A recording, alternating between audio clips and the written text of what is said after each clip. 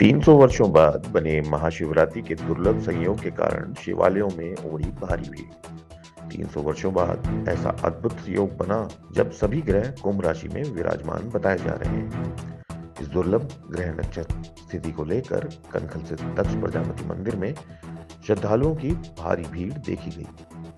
दक्ष प्रजापति मंदिर के परमाध्यक्ष श्री महंत रविंद्रपुरी महाराज ने कहा कि ऐसे पावन संयोग में भगवान शिव की पूजा विशेषकर उस पवित्र स्थल पर जो माता सती की जन्मस्थली और भगवान शिव के ससुराल के रूप में विख्यात है, अत्यंत फलदायी माना जाता है।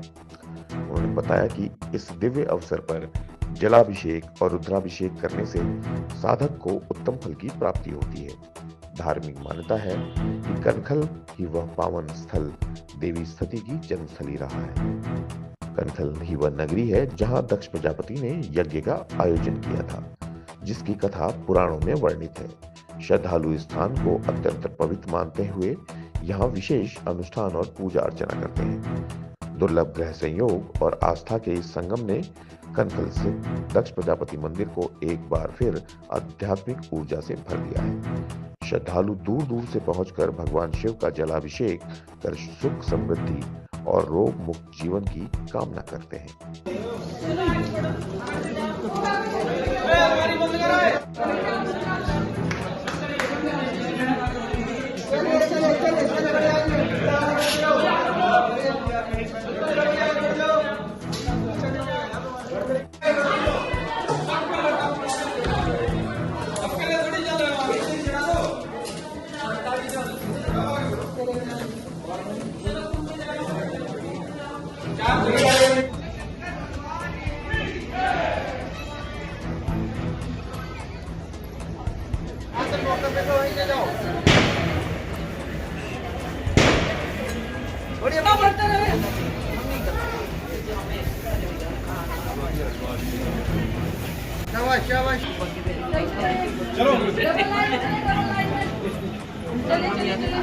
चलो चलो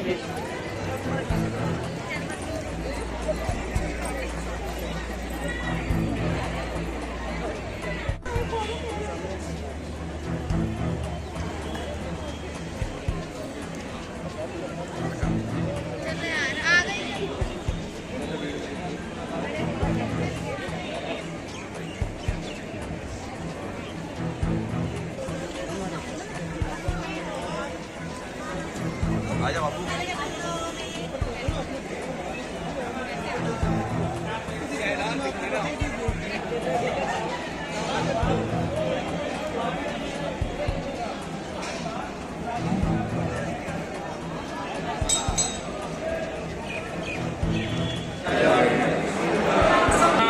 माता जी आ जाओ इधर। हाँ जी आइए, आराम से हाथ तक पकड़ लेना, आराम से, चोट ना लगे। अरे चलिए। प्रत्येक मास की कृष्ण पक्ष की त्रयोदशी और चतुर्दशी तिथि की रात्रि को शिवरात्रि आती है। फाल्गुन मास में एक बड़ा दिन आता है जिसको महाशिवरात्रि कहा जाता है। वर्ष भर में 4 बड़ी रात्रें आती हैं, जैसे दीपावली की रात्रि, होली की रात्रि, काल अष्टमी अर्थात दुर्गा का जो पूजन होता है, और महाशिवरात्रि। इस दिन जो भी भक्त पूजन करते हैं भगवान शिव का, कायिक मानसिक और वाचिक सारे संतापों का क्षय होता है। आज क्योंकि एक ऐसा दिव्य संयोग बना है ग्रहों का 300 वर्षों के बाद में, महाशिवरात्रि में कुंभ राशि में सारे ग्रहों का इकट्ठा होना और भगवान शिव की पूजा करना, सारे ग्रह भगवान शिव का ही अंश हैं। इसलिए आज के दिन जो लोग गंगा जल से, बेलपत्र से, दूध आदि से भगवान शिव का अभिषेक करते हैं, उन्हें अनेकों फलों की प्राप्ति होती है। जहाँ जहाँ भारत में शिवालय हैं, जो भक्त विशेष शिवालय अर्थात ज्योतिर्लिंग या स्वयं वो ब्रह्म हैं और निराकार रूप में भी हैं, साकार रूप में, जिस भी भावना से आप पूजा करेंगे उसका फल मिलेगा। दक्षेश्वर भगवान क्योंकि स्वयं भगवान शिव की ये ससुराल है, राजा दक्ष की राजधानी है, भगवती सती का जन्म स्थान है, और गंगा जी का जो जल लेकर के भगवान का अभिषेक करते हैं, वो हरिद्वार और उत्तराखंड अपने आप में देवभूमि है। और देवभूमि जहाँ केदारनाथ, बद्रीनाथ, गंगोत्री, यमुनोत्री सारे देवताओं का निवास है, सारे वेदों की यहाँ रचना हुई है। तो इस भूमि की मिट्टी में अगर हम तिलक करते हैं और भगवान शिव का अभिषेक करते हैं तो हमारी सारी मनोकामनाएं पूर्ण होती हैं। पहले तो सभी को महाशिवरात्रि की हार्दिक शुभकामनाएं। यहाँ पे बहुत लोग आते हैं और ये बहुत पवित्र स्थान है, ठीक है। और महाशिवरात्रि तो मेरा बहुत ही मतलब फेवरेट फेस्टिवल बोलूँगी मैं उसको बहुत अच्छे से मनाती हूँ। और मतलब महादेव बहुत ही ज़्यादा भोले हैं और वो सबकी बहुत इच्छाएं भी पूरी करते हैं। मतलब और मैं बहुत छोटी उम्र से मतलब महादेव को जल चढ़ाती हूँ। महादेव मेरे इष्ट भी हैं, साथ साथ मैं उनको बहुत मानती हूँ। और सच में महादेव से आप कुछ भी मांगो वो महादेव आपका पूरा करते हैं। और यहाँ पे यदि कोई 40 दिन तक लगातार जल चढ़ाता है तो उसकी मतलब जो भी सच्चे मन से चढ़ाता है उसकी मतलब बहुत इच्छाएं पूरी हुई है। और महादेव ये बात मतलब सच में करते भी है। और महादेव की आज के दिन जो है शादी हुई। अगर कहीं हम बात करें, आज भगवान शिव के ससुराल में हम मौजूद हैं। महाशिवरात्रि का आज दिन है, पर्व है और शिव भक्त लगातार भगवान शिव को जल चढ़ा रहे हैं। किस तरह से देखेंगे? देखिए, इस शास्त्रों में कहा गया है कि जो शिव है वो भोलेनाथ हैं। उन्हें किसी भी आपकी कोई भी इच्छा हो, आपने अगर आप किसी भी शास्त्रों को पढ़ा होगा या वो देखा हो तो असुरों ने शिव की पूजा की। उसका कारण था शिव सबसे सरल है। सबसे सरलता से बिना किसी विधि विधान के अगर किसी देव को मनाया जा सकता है तो वो शिव है। भगवान शिव एक लोटा जल से प्रसन्न हो जाते हैं। भगवान शिव केवल एक बेल के पत्ते से प्रसन्न हो जाते हैं। भगवान शिव केवल भांग के पत्ते से प्रसन्न हो जाते हैं। भगवान शिव केवल धतूरे से प्रसन्न हो जाते हैं। भगवान शिव केवल आक के फूल, मैं नहीं कह रहा हूँ और वैरायटी के फूल, आक का जैसे जंगली फूल कहा जाता है उस फूल से प्रसन्न हो जाते हैं।